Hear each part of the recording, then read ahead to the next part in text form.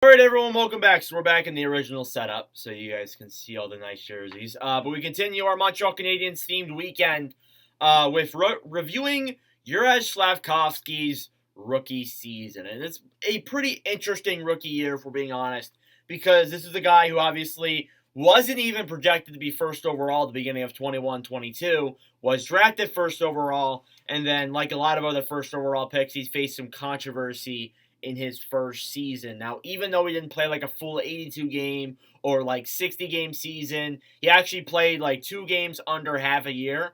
He still went over the requirements amount for rookies, so he's technically not a prospect. So that's why I wasn't featured in the prospect pool review yesterday. He is technically now in his second season, heading into his second season, which I believe after the injuries, he is ready to go. If I'm correct, he is ready to go for that. But regardless, I wanted to make this one because I made ones on Wyatt Johnston, Owen Power. I made videos on other Calder players. I thought I'd skip around a little bit, probably wrap up the series with a guy like Slafkovsky because I think he's interesting. It was a rookie that had a controversial year, but he's still going to be a good player. You just got to wait. He was born March 30th, 2004 in Kosai, Slovakia. He's a left wing, so I think I forgot to mention their positions in the last other rookie reviews, which was weird, but I probably hinted to it. But regardless, Slafkovsky, only like a little bit under 2 years older than me, or 3 years older than me, sorry. So yeah, it's getting to that point where some of the guys that are getting drafted are like around my age, which is really weird to think. But regardless, this year with TPS, or last year with TPS, which is a Liga team in the Liga League in Finland. He had 31 games played, 5 goals, 5 assists for 10 points. That's not bad for a young kid. For a young guy like Slafkovsky, when you think about that time, that's not terrible. He was ranked to be a probably like mid tens pick, like a mid teens, like be around that area, not a top 10 pick. And if he was going to be a top 10 pick, it'd be like right around 9 and 10 in that draft. And really, what changed that was the year in Slovakia with the International Olympics. Those were insane. The year he had, just the way he kind of carried Slovakia to a bronze medal was absolutely unbelievable. In 19 games played this year with Slovakia, he had 10 goals, 8 assists for 18 points, and especially for a young kid like him who was draft eligible at that point, those are like insane numbers. Absolutely awesome numbers to put up there for sure. And and I remember, and the funny thing is too, it was like so recently that like I can recall almost everything that happened. It was like a little over a year ago. I remember heading into that first overall selection, there was a lot of talks of, oh, could the Habs pick Logan Cooley? Could the Habs pick Shane Wright? There was so much talks of like guys that the Habs could have picked. And it was just like, it was unreal. Like, they were like, should we pick Cooley? Should we pick Wright? Or should we pick Slafkovsky? There was a lot of like talks around that. And the main consensus was like, oh, the Habs should select Shane Wright, such and such. And I remember when Slafkovsky met with the Canadiens owner, I was like, yeah, he's getting drafted by Montreal. Yeah, he's the first overall pick. There was no doubt in my mind that he was going to get picked first overall. It was pretty much confirmed at that point that, yeah, he was going to be the first overall pick.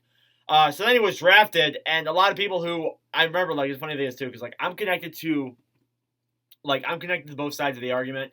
I know a lot of like older people who have. I'm not trying to disrespect them. I know a lot of people who have watched the game longer, and then I know a lot of like kids, like teenagers my age, or kids that are like 12, 13, sometimes even 11 years old that follow my channel. And I remember like even like on both sides, people were throwing fits about drafting this guy. They're like, who is this guy? Oh my god, why would you pick Slafkovsky and such and such? And at the time, I was like, eh. I mean, like, at the time I thought it was a lot of recency bias. That's really what I thought was like driving the reason why Slafkovsky was, drafted first overall. I still think, and this could be my bias in me, for those who don't know, I am a Coyotes fan. I thought that the Logan Cooley pick was the biggest steal at 3. I thought that was a good draft pick. But then Wright dropping to 4 was a whole argument too, and people saying, oh my god. And I'm actually kind of happy that both those players had, really weird years in the NHL. Even though Wright is still technically a rookie, he played like 2 games in the NHL or something like that. Like, it wasn't 2 games, it was like 7 games or something like that.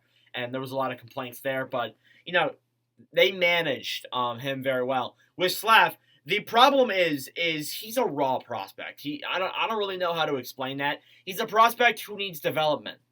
And yes, would it have been better to go with Logan Cooley? Probably. I mean, I'm not going to deny that. Would it have been better to go with Logan Cooley? Probably. Would it even been better to go with Nemec? Maybe. But they really didn't need defensemen. And then Reinbacher. But anyways, Slafkovsky. In 39 games played that year with the Montreal Canadiens, he had 4 goals, 6 assists for 10 points. And then they got hurt and was injured for the rest of the year. Look, here's my problem with this. And this is what I've seen. And I made a video on this too, I believe. I made a video talking about how people will just jump to conclusions so fast about a player being like, oh my God, he had 10 points in like 39 games. He's a bust. He's a bust. He's a bust. What people don't understand is that some players, they're not going to come out of the gate and be absolutely insane.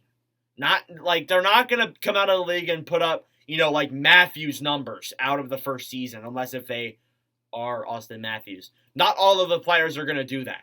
And with Slav, and it's been a trend the past couple of years too, you look at previous first overall picks, the only one that's really succeeded is like Owen Power. Lafreniere had a bad first year. Jack Hughes had a bad first year. I'm trying to think who else was selected there. I believe I just said all of them, but a lot of those guys, and the funny thing is too, now I'm just realizing the guys that I just said were forwards and the defensemen in the past couple of years have done very well. Weird. But regardless, they're still, and they took a little bit to develop, and now they're solid players. At least most of them are.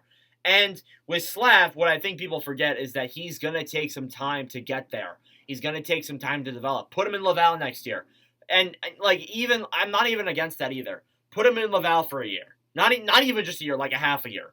Put him in Laval. Let him develop a little bit. He's gonna take some time to develop, and I wouldn't say he's going to be like Jack Hughes, but by the time, this year where Jack Hughes had his breakout year in his 4th season of, playing, I think that's where we see the improvement come with Slafkovsky. If he's developed right. He's no Jack Hughes, but if he's developed right, he definitely could become a solid, top 6 winger for sure, but it's going to take some time. It's going to take some time for sure. And you can talk about the draft pick however you want, but I know that if he plays in Laval next year, there's going to be that criticism, but it isn't a bad thing whatsoever, especially if you got guys down there like Joshua Waugh, Sean Farrell, if Lane Hudson comes over, plays in the AHL.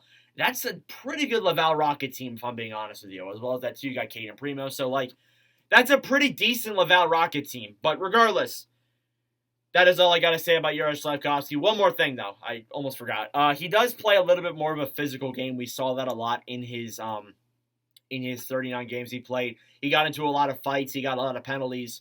I don't know if I'd expect that moving forward. He could be like a power forward, could be physical and still solid offensively. He could be one of those players. But regardless, that is your rookie review for Juraj Slafkovsky. Let me know your thoughts down below. Thank you all for watching. If you enjoyed, make sure to leave a like, subscribe, and down below. I really appreciate it.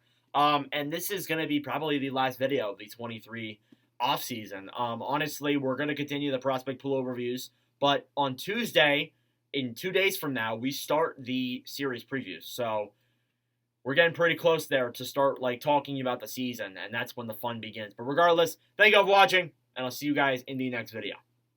Adios.